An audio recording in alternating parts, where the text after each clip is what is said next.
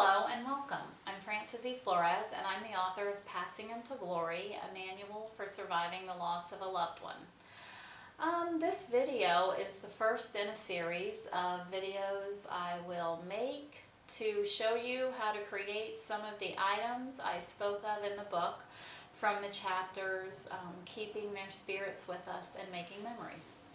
The first thing we're going to make is something very simple because this is my first video and I'm going to need something really simple to show you at first.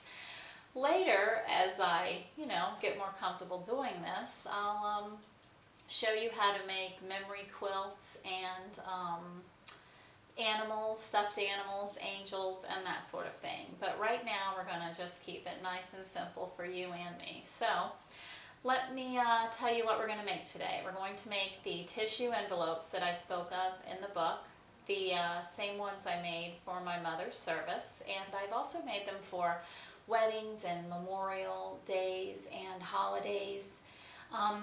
Like I said in the book, anywhere tears are involved, they come in very handy. So let me tell you what you're going to need to get started.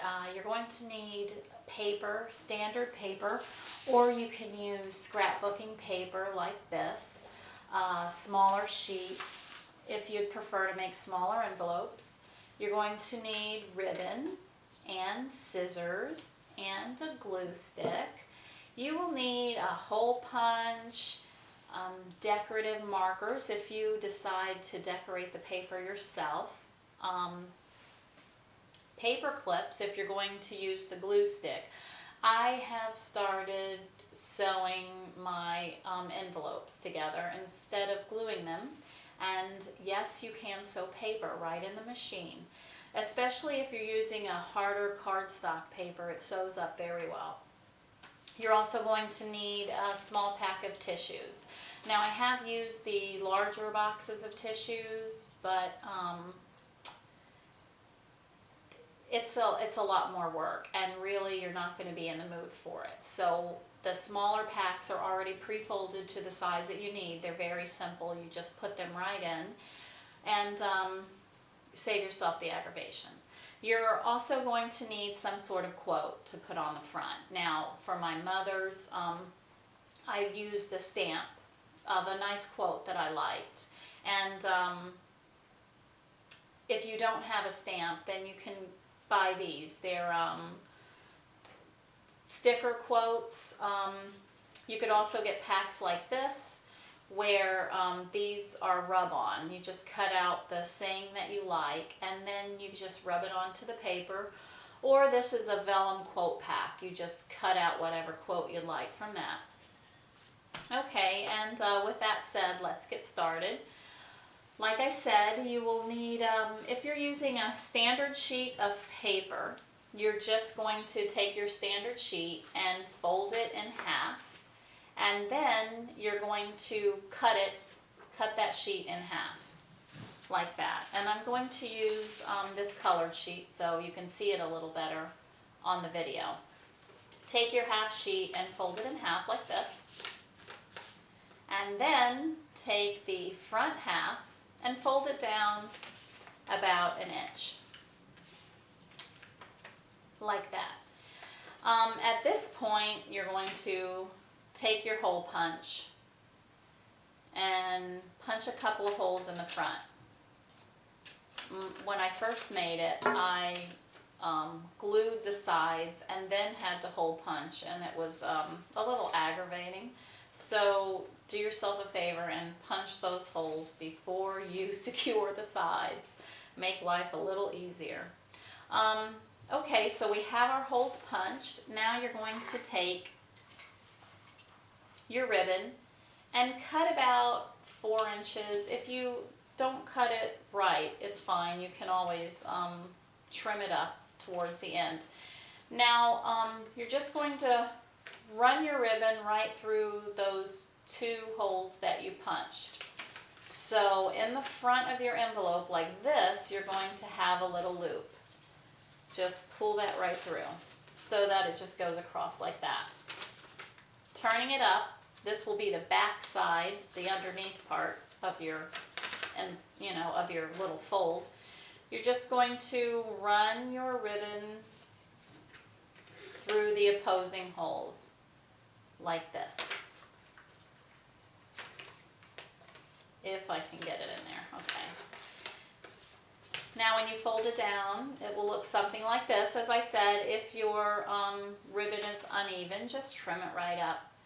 Always cut the edges into a point that looks very nice. And at this point, we are going to secure the sides. So if you're using a glue stick, you're just going to put a little glue on the short edge and also on your front flap. And then you're going to take your paper clips and just secure it like that. If you're sewing it, which I love to do now, you're just going to put it on your machine and sew right down the edge. And let me show you some that I've made. This one, as you can see, I just sewed the edges, and then after I sewed it, I took scrapbooking scissors with a scalloped edge.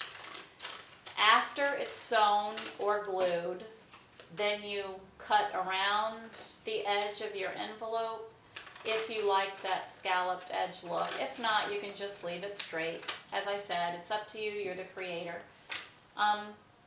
So this is one that I made, and what's nice is if you have a few people together with you, you can all write little messages on your envelope, or you can put your vellum quote on the front.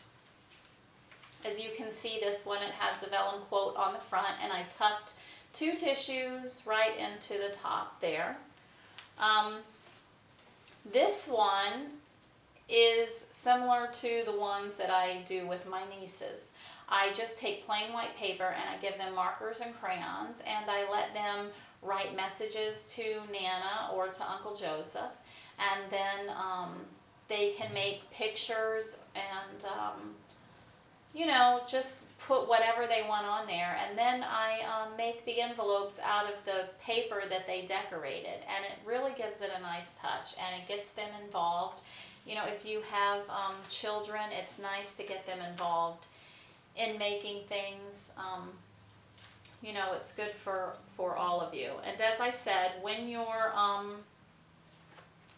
envelope is glued or sewn and secured, you're just going to take your tissues out and just tuck it right into the envelope. You can glue a ribbon on the front, as I did here, instead of punching the holes in it. You can decorate it with stickers like this. You can really do whatever you like. As I said, you're the creator. You know, do it in your loved one's favorite color, decorate it in their favorite color, or put their favorite saying on the front, or if they were a gardener or something, then do it in, create it in floral paper, and just have a really good time with it. You can pass these out. If you're going to use them as place settings, just write the person's name at the top flap here and then use it as a place setting. Or you can have get the children in your family involved again and have them pass them out to guests. Or you can put them in a basket, you know, as soon as you're coming into the door to take one if you'd like. You can put your loved ones' names and dates on them, and then it makes a little favor at the end, if that's what you want to call it. And whatever you're doing, just have fun with it. Relax and get creative. It'll take your mind off everything, and have a good time with it. And as always, God bless.